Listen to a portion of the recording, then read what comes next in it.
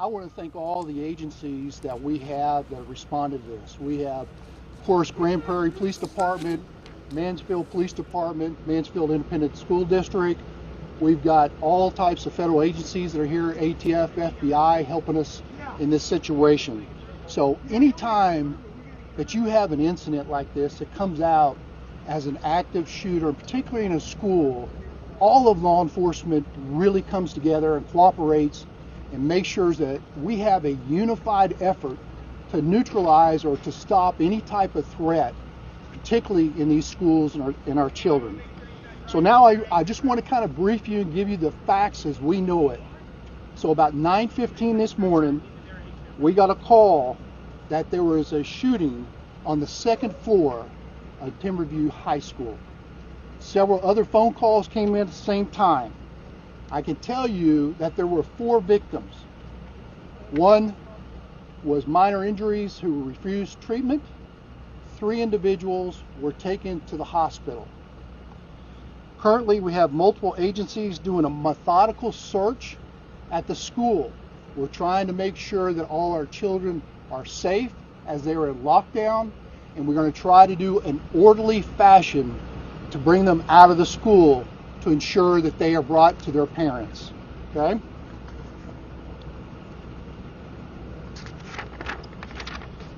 Once the search is completed, we'll make sure that all the students are transported on a bus on the south side of the school to the Mansfield Independent School District Center of Performing Arts at 1110 Debbie Lane.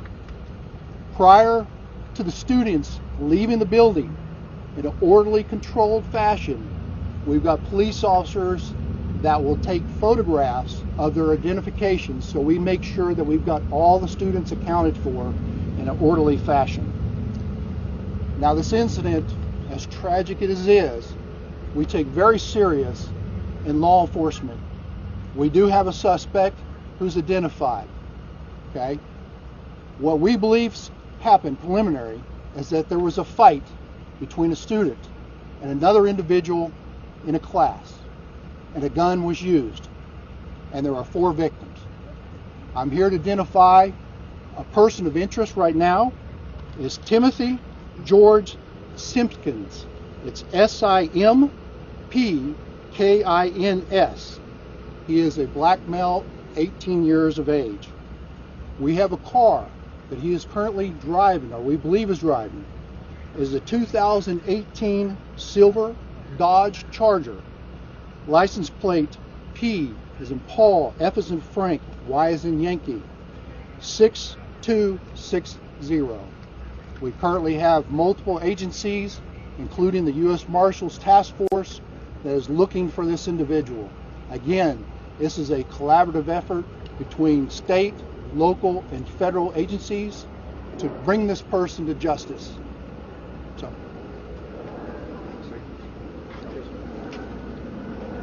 I'm Tracy Aaron, the Chief of Police in Mansfield. I want to say thank you to all of the agencies. It's not just helping just this incident, but all of our other sister agencies here close. You know, Mansfield responded to this the same as all of the other agencies, and I have to assure you that the departments are doing a great job here in bringing all this to a close. What you're going to see now is that there's going to be continued searches for our suspect. Chief has already told us what that looks like. We ask for our citizens' help to continue to search for that person and call in any leads that you may have. You should know at this point that this person is considered to be armed and dangerous, and I would suggest that you call 911 as soon as you see that person or you see that suspect vehicle. We are continually making those searches throughout the state as it turns out. Be having the victims in your thoughts and prayers.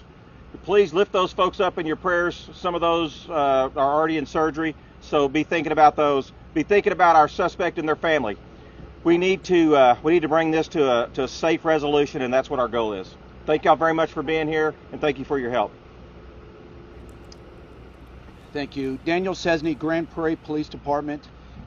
I'd like to echo the Chief's comments with our thoughts and prayers to the families.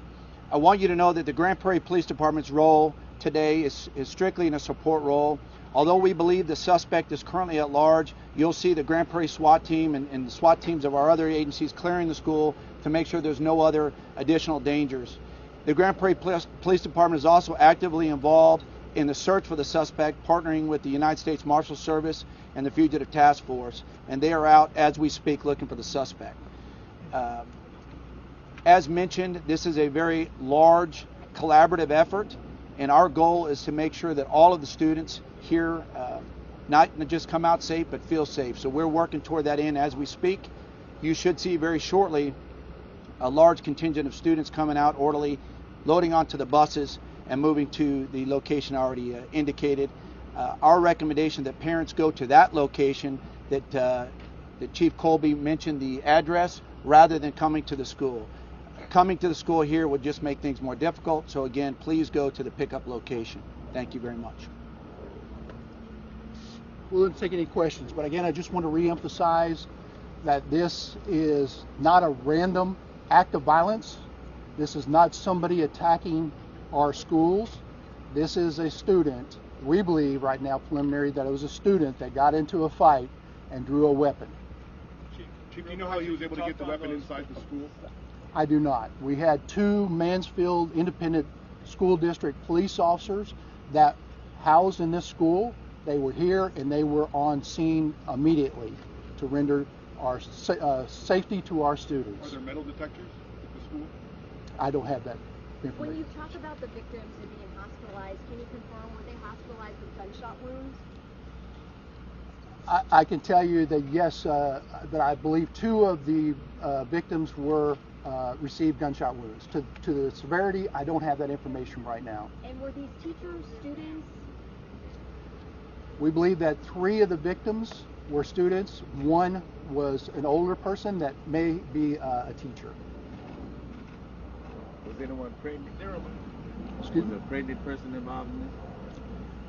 There was a report of a pregnant woman who was one of the 4 victims that may have fell during the shooting, but received medical treatment from our EMS here on scene and was released. That person is not in the hospital, based upon the information that I have right now. There are a lot of people who will be watching this concerned specifically about the kids inside of the building. It would seem to be that you have a certain level of confidence that the danger, should there be any, is not here, correct? I realize there's a lot of logistics involved in searching, but could you speak to your level of confidence that there's no continued threat for the students in these buildings? Yes, I have a high confidence right now that the shooter is not on the premises. I have a high confidence that it was only one shooter at this school. We want to continue to make sure that we lock down our students to make sure that they are safe. We have Grand Prairie Police Department, Mansfield Police Department, Arlington Police Department, and other SWAT teams that are methodically going through each of these rooms and releasing these children to make sure that we're safe.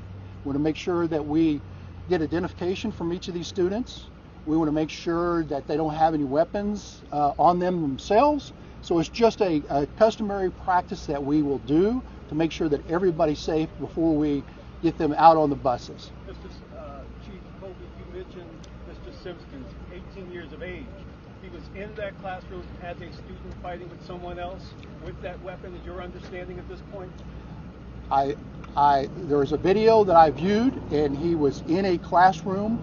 To what his student, whether he was a student or not, I don't have that information right now.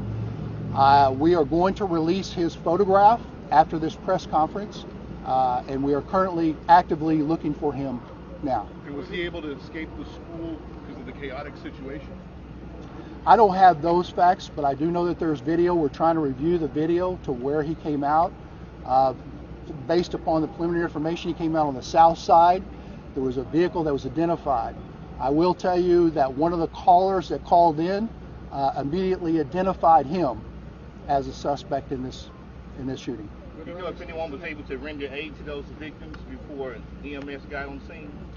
I do not, but again, I want to stress that we had 2 Mansfield Independent Police officers on scene, and they immediately responded to the threat situation, and I'm sure that they tried to minimize any type of injuries with those individuals. Could I go back to that phone call a second? Was that a call essentially warning that this was about to happen? No, sir. It was not a call that was a warning. This was a call after the shooting happened. We got multiple 911 calls, and one caller identified the person of interest. Other students in the room at the time, or was it like just an empty classroom? Based on the video that I saw, there were other students in the classroom. When you say video, are you talking about surveillance video or possibly video captured by other students or teachers? The video that I saw looked like it was captured on a cell phone by other students. Does that video, sir, include the shooting in and of itself or the fight in and of itself? We've seen at least one of those videos. The video included the fight. I did not see a video that it captured the shooting. Sir, I'm sorry, just one more time. Could we get the name of the suspect and the victims right now?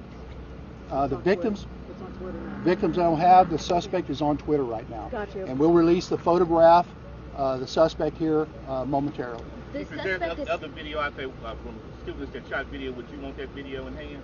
You guys want that video? Yes. Any video that's taken of the incident, we would ask any citizen or any student to make sure that they contact Mansfield Police Department or the Arlington Police Department with any video that they have. I will let you know that the Arlington Police Department will handle the criminal investigation. And one more question about the suspect. Is he anyone that is known to your agencies? I don't have that information.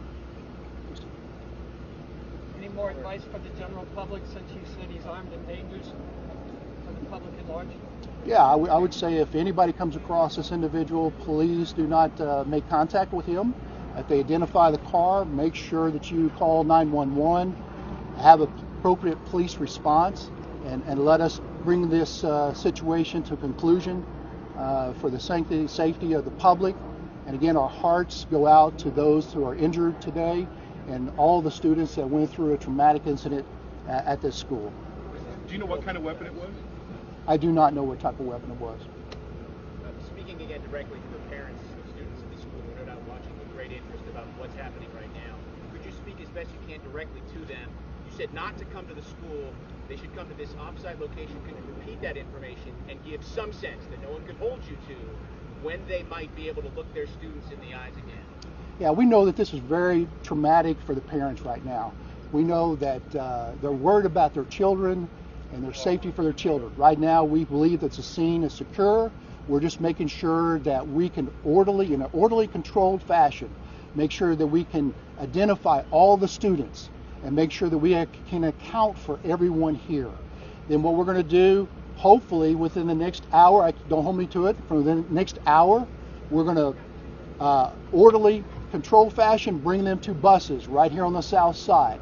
And then we are going to bus them to the Mansfield Independent School District Center of Performing Arts on Debbie Lane. We ask that all the parents please report there, and your students, your children will get off the buses, and then you can see them there. We have got several of the students that we have interviewed that were witnesses to this incident. So we're going to hold on to those children. Hopefully my detectives will allow them to call their parents. And I'm sure there are many of the students that have reached out to their parents and ensured that they are safe. And they are locked in the rooms, and police are going room by room, ensuring that everybody is safe and no one else is a suspect or person of interest in this area. It's a big school. Any sense of how many students are in there today? I don't. Have the family of the victims have already been contacted? That way parents already know that, if they didn't get a call, then their children are fine? I don't have that information, but I would suspect that yes, the parents have been contacted and been asked to report to see their loved one, to be with them at the hospital, yes. Chief Aaron, are you aware of metal detectors at the school by chance? No, sir, I'm not aware. It's Mansfield Independent School District is in charge of the school district itself, and so I'm not certain of their safety measures inside the school building. I didn't know if throughout the day-to-day going in and out if you've been able to see if there's metal detectors. I have not noticed myself inside this building. Thank you. Did you want to get up and kind of talk about the general side? Yeah. Okay. Hi, Jeff Boshek with ATF. I'm the special agent in charge here for ATF for the Dallas Field Division. We're obviously here today to support our state and local partners in this tragic incident. As a law enforcement officer and then as a parent, with a student in Arlington ISD, this is kind of your scariest moment, right? When this happens, not only with what you do for your job, but when you have a wife who's a teacher here and several kids that go to school in the district. So we're here as soon as we get the information on this firearm. We're going to track it down. We'll figure out where this individual got this gun from. Our agents won't sleep, working with our partners here to figure out how he got this weapon in his hand to come into school and cause this tragedy today. So I don't have much information I can give you on the weapon. Obviously, we don't have that yet. We haven't been in the school to figure out caliber of the weapon or anything like that yet. But as soon as we do, we'll have something to get out to you guys. So thank you, and to all the victims' families, you're in our thoughts and prayers. So thank you. All right, guys, we got time for a few more questions before they got to get back and continue working here. Would you have a sense of how many shots were fired and how long the whole incident lasted? I don't. Just based on the information, I know there were more than 2 or 3 shots that were fired. Chief, you guys have a home surrounded, or you've got some people, U.S. Marshals outside a house just about a few blocks from here. Is that the shooter's home, or what does that have to do with this case? I do not personally have the suspect or person of interest address, so I can't comment on that particular address. All right. Anything else? All right, guys, thank you. Thank you. Thank you, gentlemen. All right, you've been listening to the news conference at Timberview High School after an active shooting incident there. 3 shot. We know there were 4 injured, 1 refused treatment. 1 person, actually, I guess it'd be 2 shot, because they told us that there were 3 people transported, 3 people taken to the hospital, but police told us that 2 were shot. I think the big news coming out of this news conference is they are looking for 18-year-old Timothy George Simpkins. He is believed to be in a 2018 silver Dodge Charger with the license plate PFY 6260. And there is a look at a mugshot, which I don't know, presumes to me that he's had an incident and has had a mugshot at some point. Could be driver's license picture. That's right. That's true. Could be driver's license picture. So they are looking for him, but police said he should be considered armed and dangerous.